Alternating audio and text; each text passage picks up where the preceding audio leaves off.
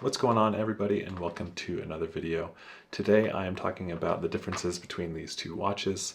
This one here is the Garmin Fenix 7 Solar. It is the Sapphire edition, and this is the new Apple Watch Ultra 3. I just picked this one back up in the beginning of October, and this one I've had for about 3 years now. I've been using it daily for that time. I've trained for marathon, Ironman, tons of training.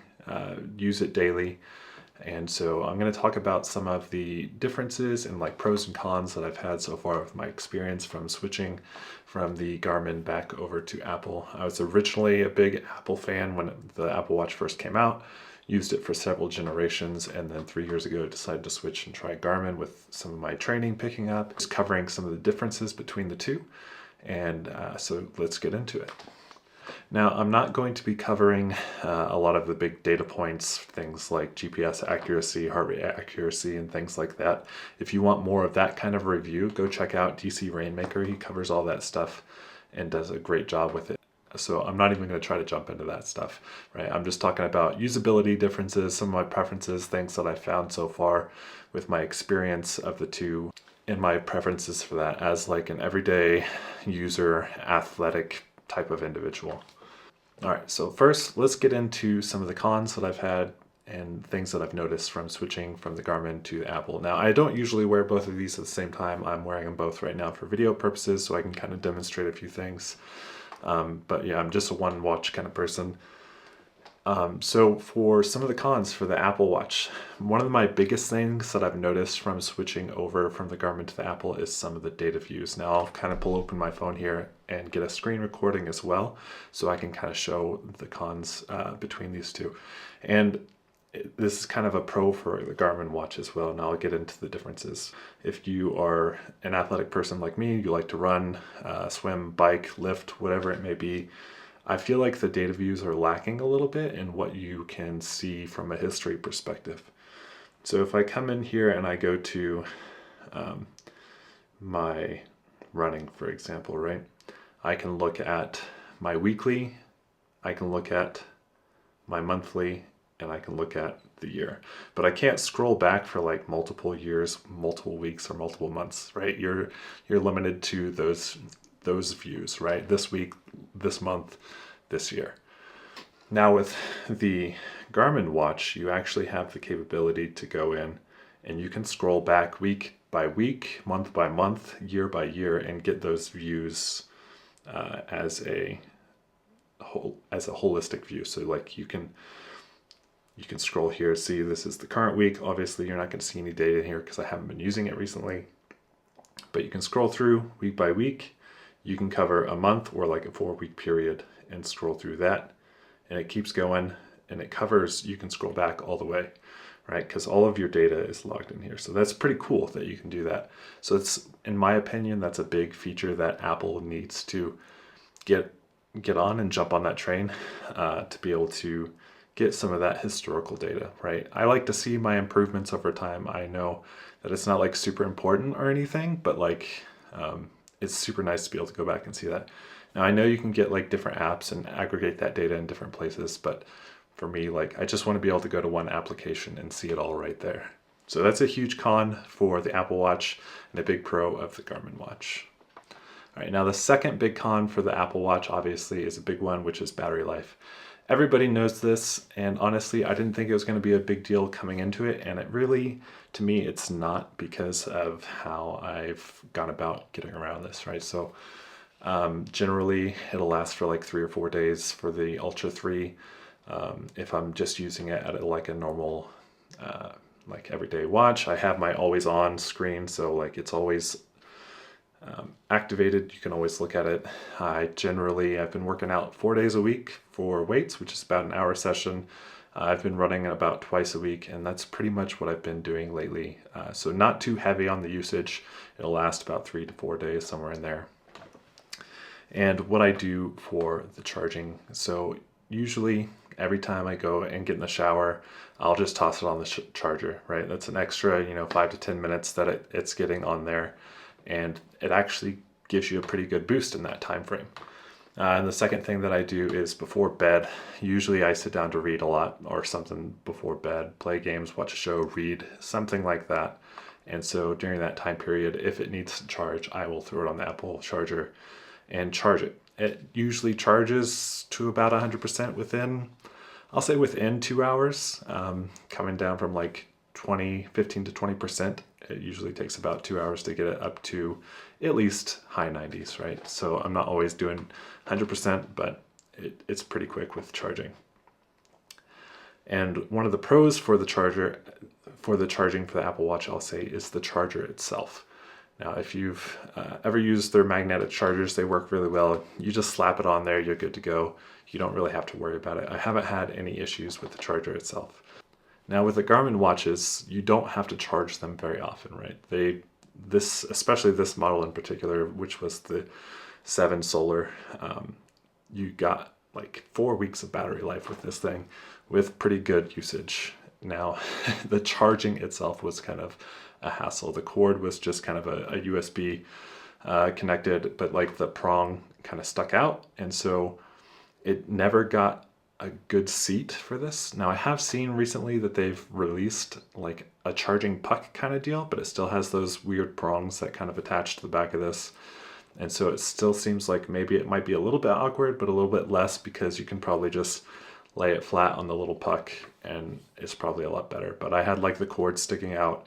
I always had issues like getting it seated correctly. Sometimes I would walk away thinking it was charging and then come back a couple hours later and it would like still be at low battery percentage and it didn't charge. So that was a big frustration when it came to the charging with the Fenix. But yeah, maybe the puck has gotten better. Somebody who has that, maybe leave a comment down below if you feel that the charging experience is a little bit better with the puck versus the cable that always stuck out the end. All right, and con number 3 for the Apple Watch. This one is pretty minimal because it doesn't happen a lot, but whenever I wear like wrist straps when I'm lifting, which isn't super often, like maybe 1 or 2 lifts a week, but when I have that on and I'm trying to get situated with a weight, I always end up bumping buttons on the Apple Watch. Now, the Fenix also has physical buttons, but the way that they're laid out, kind of at an angle on the tops and bottoms, I never had that issue with the wrist strap bumping the buttons on this. So for this, what I've done is I just loosen it up a little bit and move it further back on my wrist for that lift, and then I put it back when I'm done. So not a huge deal, just a little bit annoying that it happens like that. Back on the like Series 6 or 5, whichever the last one that I had was, what I ended up doing was flipping the watch over. So I'd say, even though I wore it on my left, I'd say I've got it on my right. That way I can flip it over and face the buttons toward the inside. But with the Apple Watch Ultra, you also have this button over here as well. So you have buttons on both sides, so it will interfere still no matter which orientation you wear it. And then the final con that I've seen to the Apple Watch so far with my limited use has been with my Peloton. So I have the Peloton treadmill, and there is integration with Apple Watch and Peloton, but for some reason, like every time I go to like use the Peloton, I can't get it to work right? So I open up the app and it says like start a workout on your phone. So I have to like pull open the app on the Peloton app on my phone, start a workout, stop a workout, and then for whatever reason it'll detect the treadmill and it'll be like, oh, okay, you're starting a workout from the treadmill, like we'll integrate the heart rate with that. Whereas with the Garmin, it was just broadcast your heart rate using Bluetooth. So it was super simple. All you had to do was broadcast your heart rate, put it in that mode, or if you always had it in that mode, it was good to go. And then just synchronize via Bluetooth from your watch to your treadmill. And it was the same for a lot of other devices as well, for syncing via Bluetooth, which is really helpful. I don't know what's going on with that. I've tried looking up different YouTube videos for help to see if anybody else is having these issues. I followed like the workflows for how to integrate those two, but for whatever reason, I'm still having issues with the Apple Watch and the Peloton. And then I guess one more final con would be that this doesn't integrate with like ANT Plus devices. So like with my Garmin watch, I could sync it also to devices with my bike. So like my shifters or like my power meter pedals, it would connect with this as well. But I use a Garmin cycling computer anyway, so it's not too important that it syncs with my watch, but that's not a feature available with the Apple Watch if you use that as like a primary cycling device. All right, now let's get into some of the pros with the Apple Watch that I've seen.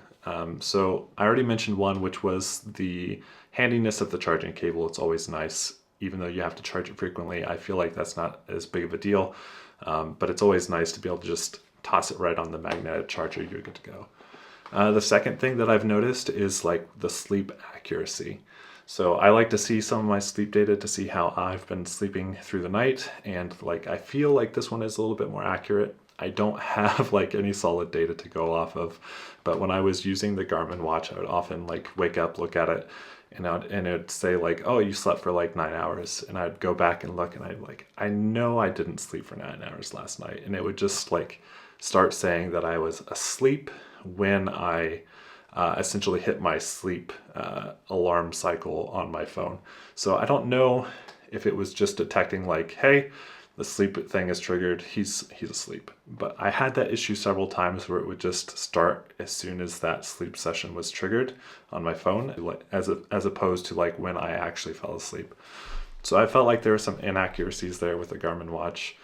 Not a huge deal. I often can tell like how my body is feeling and how I slept without having a device telling me how I slept. So I kind of work out based off of how I feel anyway, as opposed to what the devices tell me. But it is nice to be able to like go back and see sleep cycle data and feel like it's a little bit closer to accurate. And along the lines with the sleep, a huge pro has been the haptic alarm on this thing. Now, I didn't even have to like trigger anything. It was just like, hey, let's automatically trigger this because I already have my alarm set up on my phone and my sleep settings set up. And so it just integrated automatically, which is a huge pro as well for the Apple Watch. So now when I wake up at 4 a.m., like it's not a blaring alarm that my wife also hears and gets woken up by. It's just a subtle tapping on the wrist, which is awesome. So the next thing I want to talk with the Apple Watch is the smart features. Now, if I were to describe these two watches to somebody, I would say that the Apple Watch is a smart watch with fitness functionality built in. And then I would say with the Garmin watch, it is a fitness first watch with some smart features. So with that being said, it's kind of expected that you're going to see a lot more smart integrations with the Apple Watch than you will with the Garmin. So one of the simple things that I've noticed with the Apple Watch is like when I walk up to my workstation to start my day, right, I just tap on my space bar and my MacBook will unlock with the Apple Watch. That's a feature that you can integrate or not, whether you want to, but I like to be able to do that. It's super nice because I always have my MacBook docked, so I don't have like the ease of the fingerprint. So being able to just proximity, hey, watch is there, unlock the MacBook, that's awesome. And then another thing is like text messages and responses, being able to see them a lot easier and read them and also respond with my voice is a lot better than this. With this, it would pop up text messages, but the screen is not super bright. It's pretty decent as long as you're not in direct sunlight, but then also like you can't respond. So like I literally just got a message like I can dismiss it. I can read it and dismiss it, and that's it. Like I'm not going to get a response off of this one. But if it was something important enough, I could just, hey, lift up my watch, respond with my voice, and it'll do a great job with responding to the text message. So things like that have been kind of nice to get back with the Apple Watch. Not a huge deal breaker for me for watches because I don't use that a ton, but it is there and it's nice to have every now and then. And then one of the big things that I noticed immediately as soon as I put this on was how much like lighter and comfortable it felt compared to the Garmin. Now I remember a little bit of time getting used to this, and this is like the biggest model that you can get. So it's a little bit thicker, a little bit wider, a little bit heavier than some of the other ones, whereas this is pretty lightweight. I noticed that right away putting it on. It just felt more comfortable, felt lightweight. And even now, like as I'm wearing this one, it feels kind of awkward putting it back on. Like I would have to get used to wearing it again. And then I kind of briefly mentioned this as well with the screen, right? This one, like you can see it on the camera pretty well right now, whereas this one, like it's glaring right now, but if I were to tap it, maybe you can see it a little bit. But like it's not super bright, and that is part of having the solar charging capability within this as well. Like with I know they have like the AMOLED versions, so that does help increase with the visibility. So I'm kind of comparing apples to oranges there with that one. Honestly, I never had a lot of trouble with visibility when using the Fenix Solar. Usually even when I was outside running, I could get a glimpse of like my pace and everything just at a glance without having like any issues. So it's not a huge deal, but it is nice to have like that nice bright screen, which is super visible all the time. All right, and then lastly with the Apple Watch, the big thing that I was looking forward to was having music integrated. So it's Apple Music integration. I can just take my headphones, pair it with my watch, go out for a run, not have to worry about bringing my phone with me. If I'm just going on a short run, I don't necessarily need it. So being able to like pop in my music or whatever I want to listen to with the Apple Watch is super nice. Whereas the Garmin, it did have like a few music integrations. I know it had like Amazon Music and I used that for a little bit. But when Amazon like made their music thing like more of a premium subscription thing, I didn't have that anymore, and you had to pay for that in order to integrate with the Garmin watch. So I didn't have like anything paired with this. I would always bring my phone with me if I wanted to listen to anything. So that's nice to have the integration with music. I use Apple Music. If you use something like Spotify, you might be good to go with that. I'm pretty sure Spotify integrates as well. But I'm submerged in the Apple ecosystem, so I had the Apple Music. It's nice to have that subscription paired with everything else, so that's what I do. All right, now I've kind of already mentioned some of the pros and cons of the Garmin watch as I was comparing the two, but the ones that I didn't talk about was the customization with the watch face itself. For instance, I have right now, it's not even like a primary watch face, right? I got it off of the watch face app or whatever. And I've noticed like things that pop up are a little bit off. So like if I look at the weather widget here, right now it says it's 29 degrees. It is not 29 degrees outside. And if I click on it, it'll open up and pick up the actual weather. So I don't know why it doesn't display on the widget itself, which is kind of frustrating. So like if you want to customize your watch face and you use like third-party watch faces or something like that, you might have issues with widgets showing improperly. Also, like the body battery and the watch battery always switch places. I don't know why. And so that was kind of a weird thing, like when I was looking at third-party watch faces, because there's not a lot of customization.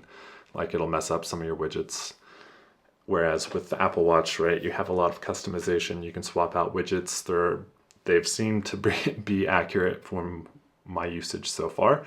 Like I can look at it right now, it says it's 42 outside, and if I look at it, it'll be like, yeah, it's 42 outside. So that's nice to have the accuracy of the widgets as compared to this and the customization. So that's kind of a frustration with the Garmin watch, is having lack of customization there. And then I already mentioned the charging cable, which was a hassle, and the weight of the watch and the music support. And those were kind of the big cons that I have for the Garmin watch. And then some of the pros that I have with the Garmin watch are going to be the battery life. Like I said, usually you could get up to like about 4 weeks of charge, if not more, with the solar version. Super awesome. Anytime I'd go like camping or on vacation or anything like that, I would just charge it before I left, and I wouldn't even have to worry about bringing a charging cable with me. Whereas with the Apple Watch, especially if I'm out camping, that's kind of frustrating because I'll have to bring like a power bank or something like that to be able to charge it on if I'm out for more than a day or two. So that's a huge win for the Garmin. I wish Apple would kind of step up their game on the battery life, but not a huge deal breaker. It's just a little bit frustrating. And obviously, like that's the big one that everybody talks about. So you kind of know that coming into it. And then one of the other big pros, also kind of touched on this a little bit, is the data views, right? So I had that screen recording up, and I kind of posted that on the video here. So that's a huge pro for the Garmin, right? If you're really into seeing some of that historical data and you're more into the fitness side of things, that'll be a huge pro for the Garmin watch versus the Apple Watch. There might be some third-party applications you can get for the Apple Watch that'll help with those integrations. But like I said, I'm more of a one app kind of person. I like to have all the integrations in one place. And so finding third-party stuff, maybe even having to pay subscriptions, is kind of frustrating to deal with. All right, and then another big pro for the Garmin watch was all the physical buttons, right? These work really well, and they actually have their uses for like scrolling through different data screens, starting, stopping workouts, things like that. Whereas this one, it's pretty limited with the physical buttons, right? You can kind of click on things to scroll to your apps, but you also have a lot of interaction with like touching icons and things on the watch face itself still. And then the last one I also mentioned as well for the Garmin watch, which was being able to broadcast your heart rate via Bluetooth and also have that A&T Plus pairing device for like cycling and other things like that. So that covers the differences between the watches so far. I do feel like I've missed out on like not having the Garmin watch a little bit lately. But it is nice to have some of the features with this, so I'm not completely sold yet on which one I want to stick with. The reason I switched to the Ultra in the first place was the battery life on my Fenix 7 was starting to deteriorate a little bit. So I've had it for 3 years, super heavy usage. So like seeing some of that deterioration on the battery is probably inevitable. And it still lasted quite a while, but it was like I'd go out for a 20-mile run or something like that, and it would drain about somewhere around 18 to 22% of my battery with just that one run, which was quite a bit different from what it used to be. So it was only lasting about 2 to 2.5 weeks, depending on my run schedule at the time. And so that was why I started looking at getting another watch.